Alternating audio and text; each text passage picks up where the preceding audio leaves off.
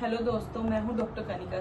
तो दोस्तों, आज का टॉपिक है हेयर फॉल। आज हम हेयर फॉल या हेयर लॉस के बारे में बात करेंगे, जिन्हें आम भाषा में बालों का झड़ना भी कहते हैं हम। तो दोस्तों, ये एक सामान्य प्रोसेस है। बाल जो झड़ते हैं उसमें 50 से जो 100 स्ट्रैंड्स होते हैं वो नॉर्मल होते हैं झड़ने। ये एक ऐसा प्रोसेस है जिसमें जो होता है कि जो नया जो है रूट में से नया बाल ग्रो करता है, तो वो आगे वाले पुराने बाल को धक्का देके बाहर गिरा देता है। इसलिए एक नेचुरल प्रोसेस है। पर अगर दोस्तों ये 50 से 100 स्ट्रेंथ से ज़्यादा अगर आपका हेयर फॉल हो रहा है तो ये बिल्कुल भी सामान्य नहीं है, ये चिंता करने का विषय है। तो अब हम जानेंगे कि ऐसे कौन से कॉजेज हैं जिसकी वजह से हेयर फॉल जो है होता है। तो सबसे पहले आ जाता है स्ट्रेस। तो स्ट्रेस जो है दोस्तों, आप सब जानते हैं कि हर एक डिजीज का जो है रूट कॉज है। तो जो स्ट्रेस होता है, ये एंजाइटी हो गई या फिर टेंशन हो गई, ये जो है हेयर फॉल को कॉज करती है। तो हमें जितना हो सकता है स्ट्रेस से दूर रहना है। दूसरा आ गया जेनेटिक फैक्टर्स। तो दोस्तों, आप सब लोग ये जानते ही हैं कि हमारे पेरेंट्स से जो है जीन्स के साथ हमें जो है उनके फीचर्स मिलते हैं। तो क्या होता है कि अगर हमारे पेरेंट्स के अंदर हेयर फॉल की दिक्कत है तो वो हमारे अंदर आएगी ही आएगी जीन्स के थ्रू।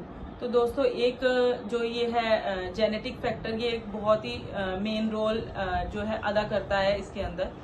तो थर्ड आ गया प्रेगनेंसी एंड चाइल्ड बर्थ। तो क्या होता है कि ड्यूरिंग प्रेगनेंसी और आफ्टर चाइल्ड बर्थ क्या होता है, कुछ महिलाओं को हेयर फॉल का सामना करना पड़ता है। ऐसा इसलिए होता है क्योंकि उनकी बॉडी के अंदर जो है एस्ट्रोजन की मात्रा एकदम से कम हो जाती है, जो कोज करती है हेयर फॉल को। पर वैसे तो ये जो कंडीशन होती है टेम्परेरी होती है, कुछ टाइम के बाद ये कंडीशन ठीक हो जाती है। तो कुछ उसके बाद आ जाता है कि कुछ जो है मेडिकेशंस ऐसी होती हैं जिनका जो साइड इफेक्ट होता है वो कॉज करता है हेयर फॉल को।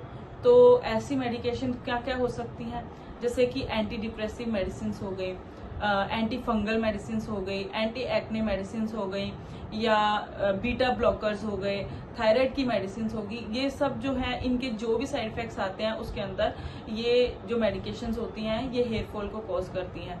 आप क्या कर सकते हैं, आप अपने डॉक्टर से, अगर आप ये मेडिकेशंस ले रहे हैं तो आप अपने डॉक्टर से इन मेडिकेशंस की डोज कम करवा के हेयर फॉल से बच सकते हैं। तो उसके बाद आ जाता है दोस्तों जो न्यूट्रिएंट डेफिशिएंसी। तो अगर आपकी डाइट के अंदर न्यूट्रिशन प्रॉपर तरीके से नहीं है, आपकी जो डाइट है वो बैलेंस नहीं है, उसके अंदर जितना आपकी बॉडी को चाहिए प्रोटीन वो नहीं है, विटामिन नहीं है, मिनरल्स नहीं है, आयरन नहीं है, तो हेयर फॉल होगा ही होगा। क्योंकि जो आपके हेयर्स होते हैं उनकी जो रूट होती हैं उनको पोषण चाहिए होता है। जब आपकी बॉडी से वो पोषण उन तक नहीं पहुंच पा रहा है तो वो जो है उनकी जड़ें जो होती है वो कमजोर होती जाती है और धीरे धीरे बाल झड़ने स्टार्ट हो जाते हैं। तो ऐसे में आपको अपने डॉक्टर से या एक अच्छे डाइटिशियन से एक बैलेंस डाइट बनवा के उसका यूज करना चाहिए। तो ऐसे आप हेयर फॉल से बच सकते हैं। तो दोस्तों, अब हम बात करेंगे कि कैसे हम हेयर फॉल से बच सकते हैं। तो सबसे पहले आएगा सेल्फ केयर। सेल्फ केयर में क्या आ सकता है, सबसे पहले बैलेंस डाइट ही आएगी। तो आपको हमेशा एक बैलेंस डाइट लेनी है, जितनी आपकी बॉडी को जरूरत है मिनरल्स, प्रोटीन की और कैलोरीज की, आपको प्रॉपर कैलोरीज लेनी है, विटामिन लेने हैं, जिससे आपके जो हेयर हैं उनकी रूट स्ट्रॉन्ग हो सके और हेयर फॉल कम हो सके। दूसरा आ गया कि स्ट्रेस को जितना हो सकता है स्ट्रेस से दूर रहना है, और या जो भी मतलब कारण है जो स्ट्रेस डेवलप करते हैं उनसे दूर रहना है। ऐसा आप कैसे कर सकते हैं, आप अपने आप को बिजी रख सकते हैं ताकि आपको सोचने का टाइम ना मिले, या आप स्ट्रेस से रिलीफ पाने के लिए आप कोई मसाज ले सकते हैं, एरोमा थेरेपी ले सकते हैं, या ऐसी कोई थेरेपी ले सकते हैं जिससे आपको रिलैक्स मिलता हो। और दूसरा आ गया कि आप ना अपने बालों के ऊपर हीट अप्लाई ना करें। जैसे कुछ लोग जो है बालों पे जो ड्रायर यूज करते हैं, कर्लर यूज करते हैं या स्ट्रेटनर यूज करते हैं, तो ये हमारे बालों को हार्म पहुंचाते हैं। तो और उसके साथ साथ आप केमिकल्स बिल्कुल भी बालों पे यूज ना करें। केमिकल्स हो गया, कलरिंग हो गई, ये भी हमारे बालों को पतला करते हैं और कमजोर करते हैं।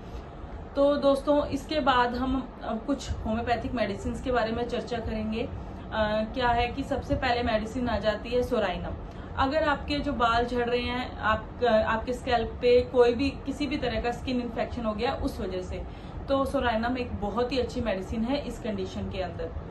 दूसरा आ गया कि अगर आप बहुत ज्यादा डैंड्रफ फेस कर रहे हैं, आपका जो स्कैल्प है बिल्कुल ड्राई है, आपके हेयर ड्राई हैं और बहुत ज्यादा डैंड्रफ हो गया है, उसकी वजह से अगर आपका हेयर फॉल हो रहा है तो आप थूजा मेडिसिन का यूज कर सकते हैं। थूजा डैंड्रफ के लिए एक बहुत ही अच्छी दवाई है और बहुत ही कारगर है। थर्ड आ गया, यदि आप एनेमिक हैं, आपके अंदर ब्लड कम है और रूट्स तक ब्लड सप्लाई पहुंचना बहुत जरूरी है। रूट्स तक ब्लड सप्लाई जब पहुंचेगी जब आपके अंदर ब्लड पूरा होगा। अगर आप एनेमिक हैं तो ऐसे में आप चाइना मेडिसिन का यूज करें, जिससे आपके जो है हेयर फॉल कम हो सकता है। तो दोस्तों आज हम इतना ही इस बारे में चर्चा करेंगे, फिर हम मिलेंगे किसी और टॉपिक के साथ किसी और दिन। तो तब तक के लिए बने रहिए मेरे साथ, मेरे चैनल हेल्थ विद होम्योपैथी में, एंड मेरे साथ जुड़े रहने के लिए थैंक यू सो मच।